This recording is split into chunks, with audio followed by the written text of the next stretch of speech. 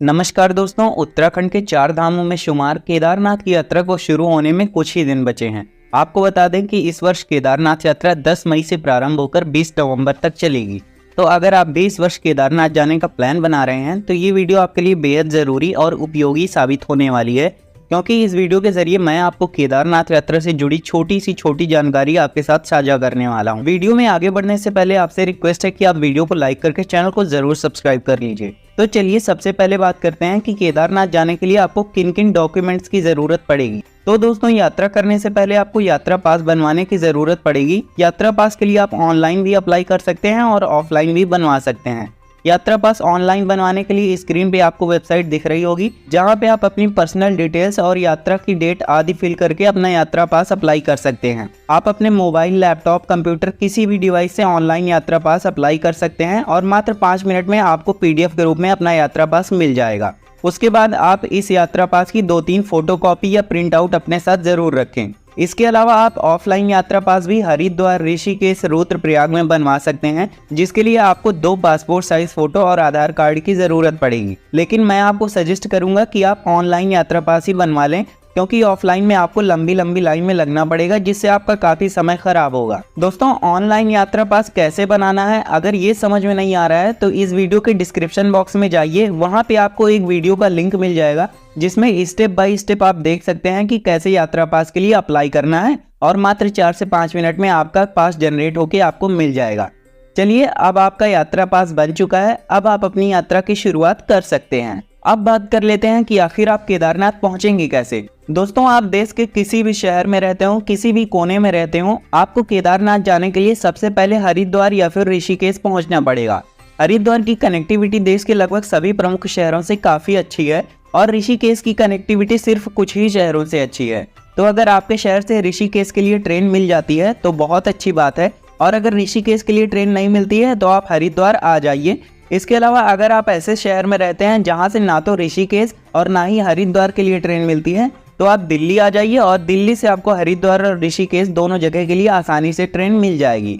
इसके अलावा अगर आप बस के जरिए जाना चाहते हैं तो दिल्ली से हरिद्वार के लिए आपको AC और नॉन AC दोनों तरह की बसेज मिल जाएंगी। और अगर आप फ्लाइट के जरिए जाना चाहते हैं तो यहाँ का नज़दीकी एयरपोर्ट देहरादून में स्थित जॉली ग्रंट एयरपोर्ट है, जो हरिद्वार से 40 किलोमीटर की दूरी पर है, और आप एयरपोर्ट से टैक्सी के जरिए हरिद्वार पहुंच सकते हैं। तो कुछ इस तरह से आप अपने शहर से हरिद्वार पहुंच जाएंगे। चलिए अब बात करते हैं कि आप हरिद्वार से आगे की यात्रा कैसे करेंगे। दोस्तों, हरिद्वार पहुंचने के बाद आपको हरिद्वार से आगे जाना होगा सोनप्रयाग। हरिद्वार बस स्टैंड से आपको सोनप्रयाग के लिए बसेस मिल जाएंगी, लेकिन जब केदारनाथ मंदिर के कपाट खुलते हैं तो शुरुआत के 10-15 दिन ज्यादातर बसें जो सोनप्रयाग के लिए चलती हैं वो हरिद्वार से नहीं बल्कि ऋषिकेश से चलती हैं। इसीलिए अगर आप कपाट खुलने के 15-20 दिन के अंदर ही दर्शन करने जा रहे हैं तो बेटर ऑप्शन यही रहेगा कि आप हरिद्वार में बस का इंतजार न करें और ऋषिकेश आ जाएं, जहां से सोनप्रयाग के लिए आसानी से बस मिल जाएगी। हरिद्वार से ऋषिकेश की दूरी मात्र 25 किलोमीटर है और टेम्पो का किराया 60 रुपए लगेगा और आप 40 से 45 मिनट में हरिद्वार से ऋषिकेश पहुंच जाएंगे। अगर आप कपाट खुलने के 15-20 दिन के बाद दर्शन के लिए जाते हैं तो भीड़ थोड़ा कम हो जाएगी और तब आपको हरिद्वार से भी आसानी से बस मिल जाएगी सोनप्रयाग के लिए। आपको ऋषिकेश जाने की जरूरत नहीं पड़ेगी। बस के टाइमिंग की बात करें तो हरिद्वार और ऋषिकेश से सोनप्रयाग की जो बसेज हैं वो सुबह 4 बजे से सुबह 8 बजे तक चलती हैं। अगर आप सुबह 8-9 बजे के बाद सोनप्रयाग के लिए बस की तलाश कर रहे हैं तो आपको नहीं मिलेगी, इसीलिए आप सुबह 8 बजे तक हर हाल में बस पकड़ लें। अगर आप लेट हो जाते हैं तो आपको टैक्सी या शेयरिंग टैक्सी का सहारा लेना पड़ेगा। तो इसीलिए दोस्तों, आपको अपनी यात्रा कुछ इस तरह से प्लान करनी है कि आप हरिद्वार सुबह जल्दी पहुंच जाएं। जल्दी का मतलब है सुबह 8 बजे तक, और जल्दी इसलिए पहुंचना है क्योंकि केदारनाथ के लिए जो बसेस चलती हैं वो सुबह 4 बजे से सुबह 7-8 बजे तक ही चलती हैं, क्योंकि हरिद्वार से केदारनाथ का रास्ता पहाड़ों के बीच से होके गुजरता है, जहां पे अगर 7-8 बजे के बाद बसेस चलेंगी तो पहुंचते पहुंचते रात हो जाएगी और पहाड़ी रास्तों पे रात में बसें नहीं चलती हैं। हरिद्वार से सोनप्रयाग की दूरी 230 किलोमीटर है और बस का किराया 600 रुपए लगेगा। वहीं पे ऋषिकेश से सोनप्रयाग की दूरी 207 किलोमीटर है और बस का किराया 560 रुपए पड़ेगा। दोस्तों, आपको बता दें कि ये किराया पिछले सीजन का है, इस साल 10-20 रुपए बढ़ सकता है। दोस्तों, हरिद्वार से ऋषिकेश की बस बुकिंग आप वहां पहुंच के ऑन द स्पॉट भी कर सकते हैं, लेकिन आप भीड़ भाड़ से बचना चाहते हैं तो रेड बस के थ्रू आप हरिद्वार से सोनप्रयाग के लिए ऑनलाइन बसेस भी बुक कर सकते हैं। ऑफलाइन का किराया जहां पर 600 रुपये पड़ेगा, वहीं पे अगर आप ऑनलाइन बुक करेंगे तो ये बस आपको 1000 रुपये की पड़ेगी। लेकिन ऑनलाइन में ये आपको सुविधा हो जाएगी कि वहां पे बस मिलेगी या नहीं मिलेगी भीड़ की वजह से, उससे आप बच जाएंगे। इसके अलावा अगर आप शेयरिंग टैक्सी से जाते हैं तो 900 से 1000 रुपये पर पर्सन चार्ज पड़ेगा, और अगर आप प्राइवेट टैक्सी बुक करते हैं तो 4 सीटर टैक्सी आपका 4000 से 5000 रुपये में बुक हो जाएगी। अगर आप सुबह 5-6 बजे तक हरिद्वार या ऋषिकेश से बस पकड़ लेते हैं तो सोनप्रयाग पहुंचने में करीब 7 घंटे का समय लग जाएगा, लेकिन ट्रैफिक ज्यादा होता है तो 9-10 घंटे भी लग जाते हैं। सफर शुरू होने के 2 घंटे बाद तीन धारा नाम की एक जगह पड़ती है, जहां पे बस 20 से 25 मिनट के लिए रुकती है। यहाँ पे आप अपना ब्रेकफास्ट या नाश्ता कर सकते हैं। फिर बस तीन धारा से आगे बढ़ेगी और आधे घंटे के बाद पंचप्रयाग में से एक देवप्रयाग देखने को मिलेगा, जहाँ पे आपको भागीरथी और अलकनंदा नदियों का बेहद खूबसूरत संगम देखने को मिलेगा। यहाँ पे बस नहीं रुकती है, लेकिन चलते चलते आप बस की विंडो से सुंदर दृश्य देख पाएंगे।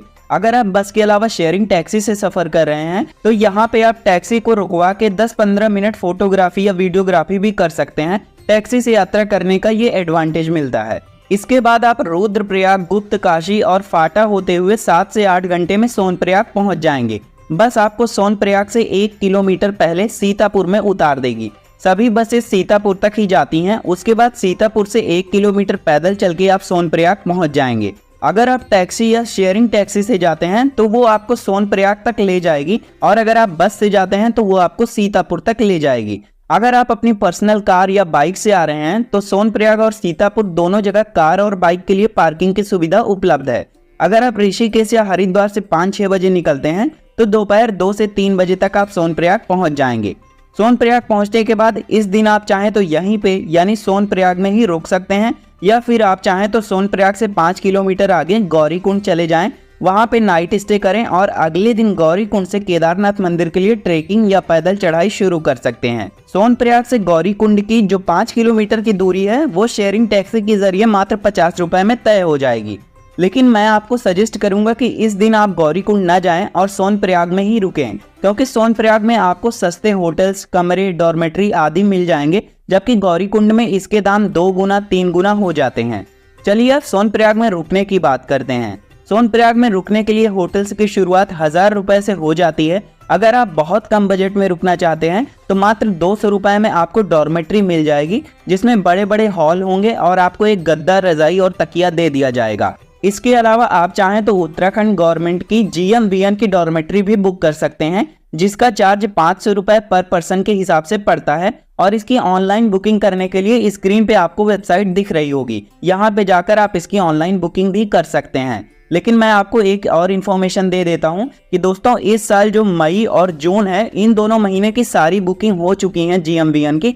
तो मई और जून में आपको स्लॉट खाली नहीं मिलेंगे, आपको वहां पे जाकर के कोई रूम या फिर कोई अदर डॉर्मेट्री ढूंढनी पड़ेगी। GMVN की जो डॉर्मेट्री है वो मई और जून महीने के लिए ऑलरेडी बुक हो चुकी हैं इनकी वेबसाइट पे, अभी मैंने देखा। तो इन सब के अलावा अगर आप सोलो ट्रैवलर हैं और अपना खुद का टेंट लेकर जा रहे हैं तो आप अपना भी टेंट लगाकर कैंपिंग कर सकते हैं बिल्कुल फ्री में। खाने पीने की बात करें तो सोनप्रयाग में आपको 150 रुपए में थाली मिल जाएगी। इसके अलावा 250 रुपए में डीलक्स थाली भी मिल जाएगी। खाने के अलावा यहाँ पे फास्ट फूड, फल और जूस भी मिल जाएंगे। तो इस प्रकार आपका पहला दिन सोनप्रयाग में गुजर जाएगा। अगले दिन आपको सुबह जल्दी 3, 4, 5 बजे तक उठ जाना है। जल्दी उठने के 2 कारण है। पहला तो ये कि अगर आप डॉर्मेट्री में स्टे कर रहे हैं और लेट में सो के उठते हैं तो टॉयलेट के बाहर भी आपको लाइन में लगना पड़ेगा। दूसरा कारण सुबह जल्दी उठने का ये है कि अगर आपको सोनप्रयाग से गौरीकुंड के लिए निकलना है, जिससे पहले आपको सोनप्रयाग में ही लाइन में लग के अपना यात्रा पास चेक करवाना होता है।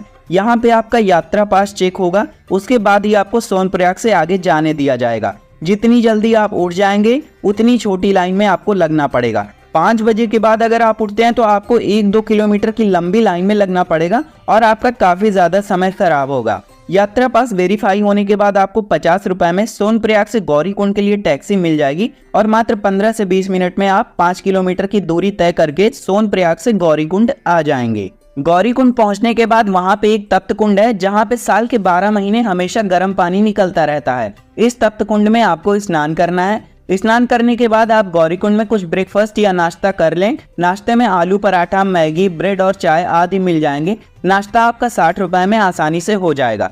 नाश्ता करने के बाद आपके पास जो एक्स्ट्रा सामान या लगेज है उसको आप यहाँ गौरीकुंड में क्लॉक रूम में सबमिट कर सकते हैं। सामान या बैग रखने का 100 रुपये प्रति बैग चार्ज करते हैं 48 घंटे के लिए। इतना सब कुछ करने के बाद अब आपको गौरीकुंड से केदारनाथ मंदिर तक की पैदल ट्रेक करना है। इसीलिए अब बात करते हैं केदारनाथ ट्रेक के बारे में। दोस्तों, जो सबसे बड़ा कंफ्यूजन है कि गौरीकुंड से केदारनाथ ट्रेक की लंबाई कितनी है, आखिर हमें कितने किलोमीटर पैदल चलना पड़ेगा। दोस्तों, केदारनाथ ट्रेक की लंबाई की बात करें तो गौरीकुंड में जो साइन बोर्ड लगा है वहां पे केदारनाथ ट्रेक की लंबाई 16 किलोमीटर बताई गई है, लेकिन केदारनाथ ट्रेक वास्तव में 22 किलोमीटर का है। 16 किलोमीटर पुराना रास्ता था जो 2013 में केदारनाथ आपदा में बह गया और उसके बाद से जो नया रास्ता है वो 22 किलोमीटर लंबा है। केदारनाथ ट्रेक के डिफिकल्टी लेवल की बात करें तो ये मॉडरेट लेवल का ट्रेक है, यानी ना तो बहुत ज्यादा मुश्किल और ना ही बहुत ज्यादा आसान। फिर भी अगर आप पहली बार पहाड़ी क्षेत्रों में जा रहे हैं और केदारनाथ की चढ़ाई करते हैं तो आपको थोड़ा मुश्किल तो लगेगा ही, अगर आपने इससे पहले कोई ट्रेक नहीं किया है तो। इस 22 किलोमीटर के पूरे रास्ते में आपको खाने पीने की बहुत सी दुकानें, आराम करने के लिए बेंच और बारिश से बचने के लिए टीन शेड आपको मिल जाएंगे। इसके अलावा रास्ते में पानी पीने के लिए वाटर टैप लगे हैं, साथ ही साथ थोड़े थोड़े दूर पर टॉयलेट्स की भी सुविधा आपको मिल जाएगी। पूरे रास्ते में ट्रेक के दौरान लगभग सभी जगह पे एयरटेल और जियो का नेटवर्क भी मिल जाएगा। साथ ही साथ कुछ जगहों पर फ्री वाईफाई जोन भी है, तो नेटवर्क की कोई समस्या आपको नहीं होगी। रास्ते में खाने पीने की जो दुकानें हैं वहां पे मैगी, आलू पराठा, राजमा चावल, दाल चावल और इसके साथ साथ चाय, कॉफी, कोल्ड ड्रिंक और स्नैक्स में बिस्किट, नमकीन ये चीजें मिल जाएंगी। जो पैकेट वाली चीजें हैं वो MRP से 2 से 3 गुना रेट पे मिलती हैं। जैसे 10 वाला बिस्किट आपको 30 रुपए का मिलेगा, 20 वाली कोल्ड ड्रिंक आपको 50 रुपए की मिलेगी, बाकी 60 रुपए में दाल चावल, 50 रुपए का आलू पराठा, 50 रुपए की मैगी, 20 रुपए की चाय, 30 रुपए की कॉफी और पानी की बोतल भी आपको 50 रुपए की मिलेगी और राजमा चावल 80 रुपए का मिल जाएगा। MRP वाली चीजें आप 2 से 3 गुना रेट पर ही पाएंगे, क्योंकि उतनी ऊपर पहुंचाने में काफी मेहनत लगती है, इसलिए उनके दाम बढ़ जाते हैं। इसके अलावा रास्ते में किसी किसी जगह पर आपको मेडिकल कैंप्स भी मिल जाएंगे, जहां पे आप खांसी, जुकाम, बुखार, सर दर्द इन सभी की दवाइयां मुफ्त में ले सकते हैं। अगर आप सुबह 8-9 बजे गौरीकुंड से ट्रेक शुरू कर देते हैं तो करीब शाम 5 बजे तक आप मंदिर के निकट पहुंच जाएंगे। केदारनाथ ट्रेक को पूरा करने में 8 से 9 घंटे का समय लग जाता है। चलिए मान लेते हैं कि शाम 5-6 बजे तक आप ट्रेक कंप्लीट कर लेते हैं, तो मैं आपको सजेस्ट करूंगा कि इस दिन आप दर्शन करने की लाइन में ना लगें, क्योंकि इतना लंबा ट्रेक करके आप आ रहे हैं तो आपकी शरीर काफी थकी हुई होगी और दर्शन करने में भी आपको 3-4-5 घंटे लाइन में लगने पड़ सकते हैं और रात 9 बजे मंदिर के कपाट भी बंद हो जाते हैं। इसीलिए इस दिन आप मंदिर से 1 किलोमीटर पहले ही पड़ता है बेस कैंप। यहाँ पे आप नाइट स्टे करें और अगले दिन सुबह आप दर्शन की लाइन में लगें। केदारनाथ बेस कैंप के पास रुकने के लिए GMVN के बहुत सारे टेंट हैं, जहाँ पे आप 560 रुपए पर पर्सन के हिसाब से रुक सकते हैं। आप इसकी ऑनलाइन बुकिंग भी कर सकते हैं GMVN की वेबसाइट से, और ऑफलाइन बुकिंग भी वहां पहुंचने के बाद कर सकते हैं। तो इस रात आप केदारनाथ बेस कैंप के पास टेंट में नाइट स्टे करेंगे। अगली सुबह आप जल्दी उठ जाएं, फ्रेश होकर स्नान कर लें। नहाने के लिए आपको यहाँ पे गर्म पानी मिल जाएगा। 1 बाल्टी गर्म पानी के लिए आपको 100 रुपए देना पड़ेगा। बाकी अगर आप बर्फीले पानी से नहा सकते हैं तो उसका कोई खर्चा नहीं होगा। अब आप टेंट से बाहर निकलकर मुख्य मंदिर की ओर दर्शन के लिए चल दें। केदारनाथ बेस कैंप से मुख्य मंदिर मात्र 1.5 किलोमीटर की दूरी पर है और आप सुबह 4-5 बजे ही दर्शन की लाइन में आ जाएं। लाइन में लगने से पहले आप प्रसाद भी खरीद लें। यहाँ पे प्रसाद 50 रुपए, 100 रुपए, 250 रुपए और 500 रुपए का मिल जाएगा। सुबह 4-5 बजे आप लाइन में लग जाते हैं तो 2 से 3 घंटे में दर्शन हो जाएंगे। अगर आप 6-7-8 बजे तक लाइन में लगते हैं तो आपको 7 से 8 घंटे दर्शन करने में लग जाएंगे। अगर आप इतनी लंबी लाइन में नहीं लगना चाहते हैं तो आप VIP दर्शन भी कर सकते हैं, जिसकी 1000 रुपए की पर्ची कटेगी और आप आधे से 1 घंटे में दर्शन कर पाएंगे। VIP दर्शन के लिए वहां पे बहुत से पुजारी रहते हैं जो पर्ची बनवा देंगे और आपको वो प्रवेश कराते हैं निकास द्वार से, यानी एग्जिट गेट से ले जाएंगे, इसीलिए दर्शन जल्दी हो जाता है। दर्शन करने के बाद अब आपको इसी दिन ट्रेक डाउन करके नीचे गौरीकुंड वापस आ जाना है। चढ़ने में जो आपको 8 से 9 घंटे का समय लगा था, उतरने में मात्र 4 से 5 घंटे का समय ही लगेगा। अगर आप दोपहर 12 बजे तक दर्शन कर लेते हैं तो आप शाम 5-6 बजे तक वापस गौरीकुंड आ जाएंगे। गौरीकुंड आने के बाद आपने यहाँ पे जो क्लॉक रूम में अपना लगेज सबमिट किया था या सामान रखा था, उसको आप वापस ले लीजिए और उसके बाद आप गौरीकुंड से 50 रुपए शेयरिंग टैक्सी के जरिए 5 किलोमीटर नीचे उतरकर सोनप्रयाग आ जाएंगे। तो दोस्तों, सोनप्रयाग आने के बाद यहाँ पे आप डॉर्मेट्री में नाइट स्टे कर सकते हैं और उसके बाद आप अपना डिनर भी यहीं सोनप्रयाग में कर सकते हैं। अगली सुबह आप 7-8 बजे तक सोनप्रयाग से हरिद्वार या ऋषिकेश के लिए बस पकड़कर आ जाइए वापस। उसके बाद आप हरिद्वार या ऋषिकेश से अपने शहर जा सकते हैं। तो कुछ इस तरह से आपकी केदारनाथ यात्रा संपूर्ण हो जाएगी। चलिए अब बात करते हैं कि इस यात्रा में आपके कुल कितने दिन खर्च होंगे। दोस्तों इस यात्रा में मैंने जो इनिशियल पॉइंट और फाइनल पॉइंट माना है वो हरिद्वार या ऋषिकेश को माना है, क्योंकि आप सभी लोग अलग अलग शहर से आ रहे होंगे, इसीलिए जो आपकी यात्रा का इनिशियल पॉइंट है वो भी मैं हरिद्वार मान के चल रहा हूँ और फाइनल पॉइंट वो भी हरिद्वार को मान के चल रहा हूँ। तो पहले दिन की बात करें तो दोस्तों हरिद्वार से सोनप्रयाग जाने में निकल जाएगा। वहीं पे दूसरा दिन आपका सोनप्रयाग से केदारनाथ बेस कैंप का ट्रेक करने में निकल जाएगा और तीसरा दिन आपका केदारनाथ दर्शन और दर्शन करने के बाद वापस सोनप्रयाग आने में निकल जाएगा। और इसके अलावा जो चौथा दिन होगा वो आपका सोनप्रयाग से वापस हरिद्वार आने में चला जाएगा। तो कुछ इस प्रकार से आपका हरिद्वार से केदारनाथ और वापस केदारनाथ से हरिद्वार तक की राउंड ट्रिप आपकी 4 दिनों में हो जाएगी। इसके अलावा एडिशनल दिनों को आप ऐड कर सकते हैं जो आपका शहर से हरिद्वार जाने में और हरिद्वार से वापस आपको अपने शहर आने में लगेंगे। चलिए अब बात कर लेते हैं कि केदारनाथ आपको कब जाना चाहिए। तो दोस्तों केदारनाथ वैसे साल भर में 5-6 महीने ही ओपन रहता है और 5-6 महीने क्लोज रहता है। तो मैं आपको बता दूं कि इस साल केदारनाथ यात्रा मई से ओपन हो रही है, 10 मई से, और ये 20 नवंबर तक चलेगी। तो बात कर लेते हैं कि आपको कब जाना चाहिए। तो दोस्तों कपाट होने के 15-20 दिन तक भीड़ बहुत ज़्यादा रहती है और इस वजह से सारी चीज़ें भी बहुत महंगी मिलती हैं और रुकने के लिए भी आपको सारे होटल्स और डॉर्मेट्री लगभग फुल मिलते हैं। तो काफ़ी ज़्यादा दिक्कत होती है शुरुआत के 15-20 दिन तक, तो इस दिन आप जाने से अवॉइड करें। अगर बात करें मई के अलावा जून में, तो जून में आप जा सकते हैं। इसके अलावा जुलाई अगस्त की बात करें तो बारिश बहुत ज़्यादा होती है जुलाई अगस्त में और लैंडस्लाइड का खतरा बहुत ज़्यादा हो जाता है, तो इस समय भी आप बिल्कुल ना जाएं। सितंबर अक्टूबर की बात करें तो दोस्तों यहाँ पे बारिश भी रुक चुकी होती है और भीड़ भी बहुत कम मिलेगी और आसानी से दर्शन हो जाएंगे बहुत कम बजट में। तो सितंबर और अक्टूबर का टाइम बेस्ट रहेगा केदारनाथ जाने के लिए। अब बात करते हैं नवंबर में। तो दोस्तों नवंबर में कपाट बंद होने के समय भी भीड़ ज़्यादा हो जाती है, तो इस समय भी आप जा सकते हैं क्योंकि ओपनिंग टाइम के तुलना में यहाँ पे भीड़ कम रहती है, लेकिन सितंबर और अक्टूबर की तुलना में नवंबर में भीड़ ज़्यादा हो जाती है। तो दोस्तों इस हिसाब से अलग अलग महीनों में अलग अलग तरीके से यहाँ पे कम ज़्यादा भीड़ देखने को मिलती है और उसी हिसाब से खर्चा भी कम ज़्यादा होता है। तो आप अपना प्लान इसे ध्यान में रखकर ज़रूर बनाएं। अब बात कर लेते हैं कुल खर्चे की, यानी इस केदारनाथ यात्रा में आपका कुल कितना खर्चा होगा। तो दोस्तों अगर बात करें तो बस का किराया अप डाउन का जो हरिद्वार से सोनप्रयाग तक होगा वो 600 और 600 पड़ेगा, यानी बस का किराया 1200 पड़ जाएगा। उसके अलावा बस से जाते समय जो लंच और ब्रेकफास्ट होगा उसका आप 200 रुपये खर्चा मान लीजिए। उसके अलावा सोनप्रयाग में आप नाइट स्टे करेंगे तो 300 रुपये आप डॉर्मेट्री का हो जाएगा। डिनर का 150 रुपये हो जाएगा सोनप्रयाग में, और फिर सोनप्रयाग से गौरीकुंड के लिए जो टैक्सी लेंगे उसका किराया 50 रुपये, और जो ट्रेक होगा आप करेंगे 22 किलोमीटर, उस पूरे ट्रेक में जो आपका लंच ब्रेकफास्ट ट्रेकिंग स्टिक ये सारी चीज़ें होंगी ये लगभग 300 रुपये में हो जाएंगी।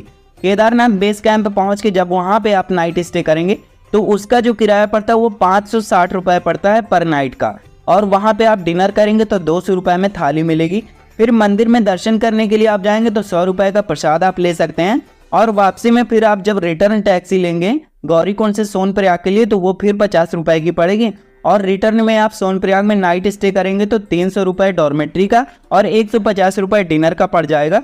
तो इस हिसाब से आप देखें तो टोटल खर्चा आपका करीब 3500 के आसपास होगा। यानी मोटा मोटा खर्चा देखें तो आप अगर मेरे हिसाब से प्लान करते हैं तो आपकी यात्रा 4000 रुपये से कम में हो जाएगी बहुत अच्छे तरीके से। तो दोस्तों ये थी केदारनाथ यात्रा से संबंधित कंप्लीट इन्फॉर्मेशन। उम्मीद करते हैं आपको वीडियो पसंद आई होगी। अगर आपको वीडियो पसंद आई है तो वीडियो को लाइक करके चैनल को जरूर सब्सक्राइब कर लें, क्योंकि हम आपके लिए यात्रा से संबंधित ऐसी ही वीडियोस लाते रहते हैं।